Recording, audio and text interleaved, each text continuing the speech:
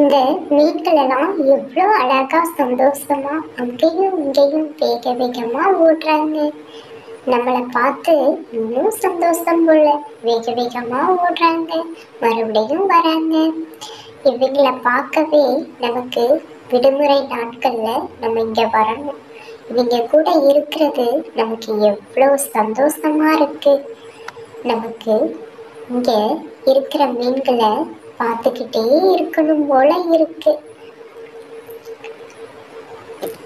நம்மளும் வீட்டில் மீனை வளர்க்கலான்னு எனக்கு ரொம்ப ஆசையா இருக்கு.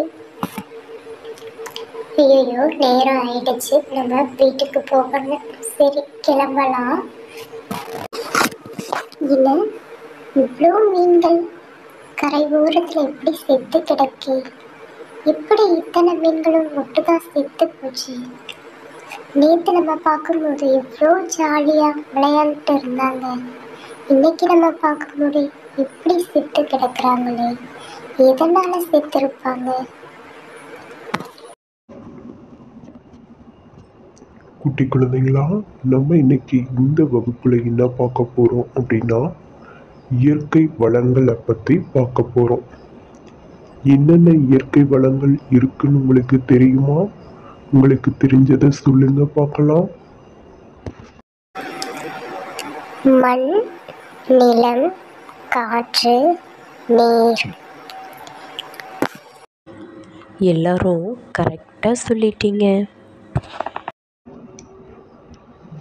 மாசுபாடுனா என்ன? நீர் மாசுபடுதல் அப்படின்னா என்ன? எதனால நீர் மாசுபடுது? நீர் மாசுபடுதலால ஏற்படும் விளைவுகள் என்ன அப்படின்னு சொல்லி தான் பார்க்க போறோம். செல்லங்களா, இந்த வீடியோல என்ன பிக்சர் வருதுன்னு பார்த்து உங்களுக்கு தெரிஞ்சதை சொல்லுங்க பார்க்கலாம். Okay sir.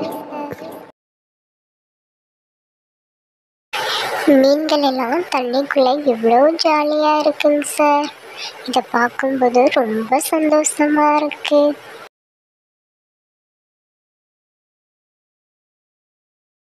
ஃபேக்ட்ரியில இருந்து வரக்கூடிய அந்த கழிவான தண்ணியை குடிக்குது சார்.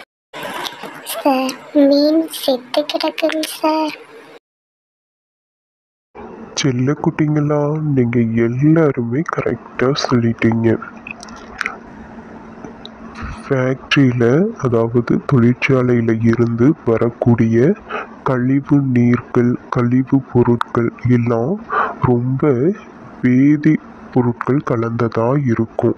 இது எல்லாம் நேரடியாக தண்ணிக்குள்ளே கலப்பதனால தண்ணிக்குள்ளே இருக்கக்கூடிய மீன்களும் அந்த தண்ணியை குடித்து அதனால் அதெல்லாம் இறந்து போயிடுது.